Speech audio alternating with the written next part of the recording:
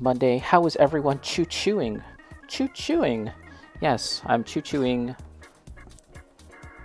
in moderation. I'm doing all right. Yes, here. This is Choo Choo's Demi Trainer. This is the kit bash that I'm intending to use for the Gunpla Ball Drop 2024.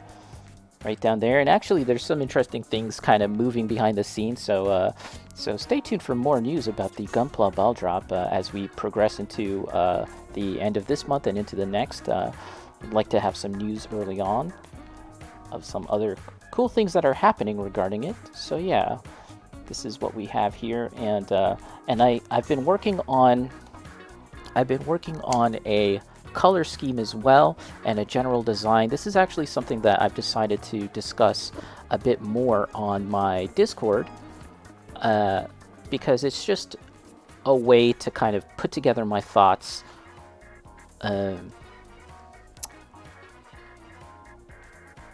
without having to just come up with everything and talk about it on the fly here on stream. I can kind of sit down and think about what I want to say. So I've been actually doing a journal, a build journal of my progress on this. Starting, there's only been 2 so far, and that's on here. You can check it out for anyone that is interested. Discord. I talk about the kind of concept for this build and how I came about arriving at this model and this kind of general idea, and going into the color schemes and all of that stuff. So as we progress, I'll be updating my journal. And that's just a better way for me to put together my thoughts, as I said. So, all right. So I went through a lot of messing around with parts for this in terms of what I wanted to do. I've got this box here. I'm limiting myself to mostly just the 2 kits, the Choo Choo's Demi Trainer and the frame arms model, and they're all in here. There's actually some extra parts from 30-minute missions and stuff, but all of that stuff is in here. And I feel like just limiting myself to those models will help me kind of, that constraint actually helps me be a bit more creative instead of like using everything that I have, like every single bit that I could get my fingers on, and you know, doing that, it's just almost too much. So I am just trying to work within a certain kind of constraint in that sense. Now,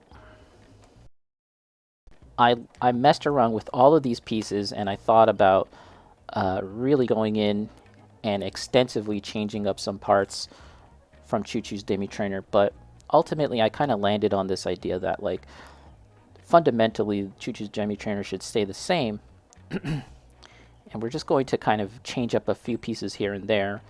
I think for my own personal like skill level when it comes to kit bashing, that's probably a better approach rather than like drastically changing every single thing, which is kind of what I was thinking about at first. I was just like thinking about almost using the frame arms model as the main sort of framework, and then building up around it. But yeah, it's just too much. It's too much. So that's what we have here. This is actually the torso for the Griffin, strangely enough, and it's such a unique looking piece. And I really wanted to use it, but at the same time, every time I looked at it, every time I tried to put it somewhere, I felt like I was trying to force it, trying to force some sort of use case on it, and that I don't want to do that. I don't want to, you know, force it, so to speak. So I'm just going to set this aside and think about putting it to good use elsewhere.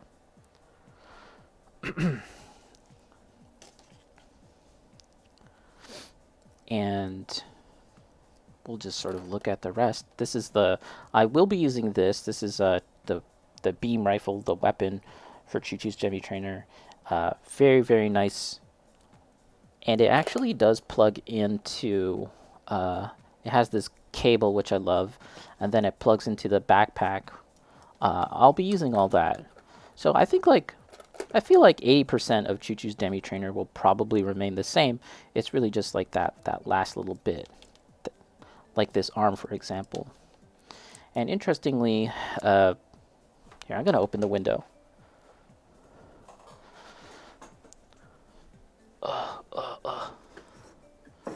Hold on, guys. Gonna open up this window because I just feel so like I'm feeling like I'm getting hot already. It's ridiculous. Storm, not gonna lie, skimmed the journal. So the exact goal is, yeah. So that's something that we're kind of getting more into as I write more journal entries. So I'm just kind of taking you guys through my process in a lot of ways. But ultimately, this is going to look like a peaceful robot that isn't intended for battle, but has been blown up several times and has had to replace its parts because it's the robot that sets up fireworks. Effectively, that's the idea that I'm running with. So yeah, I don't really like this. The way that there's like this peg that clamps down. I don't know what I should do with that. Just leave it or what? But I don't blame you. I definitely can be a little long-winded, I suppose, comes to writing and all of that. So yeah, I did kind of yammer on. All right. I just want to see how this is connected before I do anything. Okay. Okay. Yeah, I'm not an expert at kit bashing, so it's all new to me. Let's see, this part, I think we can take this part out. Oh, see? Now I feel too cold. This is ridiculous. I really honestly am just too... This is just too confusing, this this time of season. It's fall, but we're kind of getting a little bit more into winter, you know, kind of transitioning from fall to winter, and now I'm just like, I don't know, what is this? What is this? What do you want from me? War machine repurposed. Yeah, and actually that's something that I've been thinking about a lot in terms of like the future kit bashes and future builds that I end up doing is like what comes of these mobile suits in like peacetime, if we were to assume that one day there's peace. And that's kind of like a theme that I might be exploring more next year as well. Okay. Okay, guys. So one thing about kit bashing that I am getting a little more used to, but not entirely, is this idea of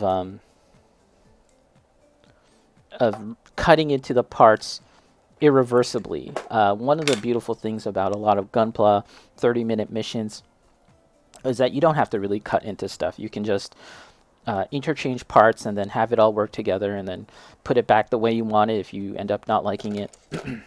But there's going to come a time in your life as a builder, as someone that's going to be doing kit bashing, that you're just going to have to cut into parts. And I've been very hesitant time and time again to do that,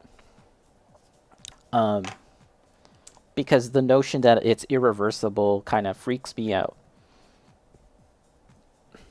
But we're getting there. We're kind of learning and progressing, and now is one such time where I'm going to have to do that, so let's do it. There's a peg that's in the way, and we got to get rid of him. Got to get rid of it. Just like me, but I like the idea of the rifle being the firework launcher. Yes, yes. Yeah. Kind of just running through the model and thinking about how it can achieve that look that I'm going for. So there it is. I snipped it. I cut it off. Oh my god. Kit bashing. Here we go. We're going to do it again. Oh. Oh. Yeah, so there we go. This is a bit more... This is more kind of the fit that I wanted. And then we can just glue that. once again, but before we glue, I have to make sure that this is all properly going to fit together. There we go. And oops, something fell out there. This is the poly cap that goes there. A rock column, interesting. Yeah, kind of like that big lumbering kind of aesthetic, right? Ba, ba, ba, ba. Yeah, like I said, I'm still very, very new to kit bashing, so just coming up with the ideas and pulling it off and all of that. Now, we have to clean up these parts. They have a little bit of a little extra nubbage, which we don't want. Oh, like it's coated in cement. Interesting, yeah. Yeah, I do have an idea. I'm already cooking up ideas for the color scheme. So that'll be cool, and that'll probably be something that we talk about more. But basically, I've been looking at a lot of like packaging for fireworks. Uh, well, here in Canada, fireworks are often sold in the parking lot, in like a big trailer. There's usually not like a singular store building like fireworks store. No, it's usually this thing that's temporarily set up. People can buy their stuff, and the packaging for fireworks is often very obnoxious, very colorful and loud. And I'm kind of thinking thinking about that. The local builder maintains its bodywork with there being no manufacturing about. Oh, interesting. Okay, so that is clean. And let's get this.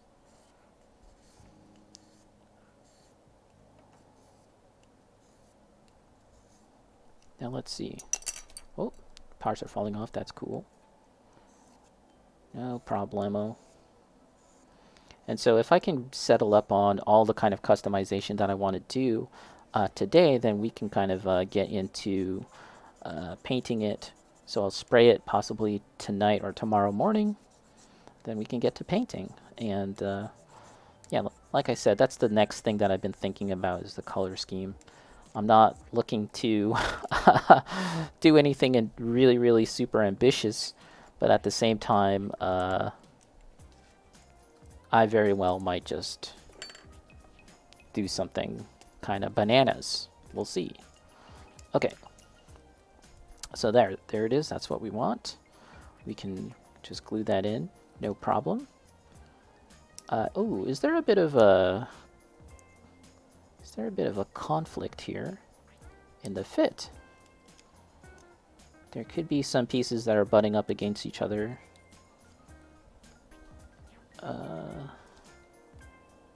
Yeah, there are some pieces. If we want to make it snug, we might have to create a cut. Unless I do it this way. This is the reverse position, and I don't know, do we like that?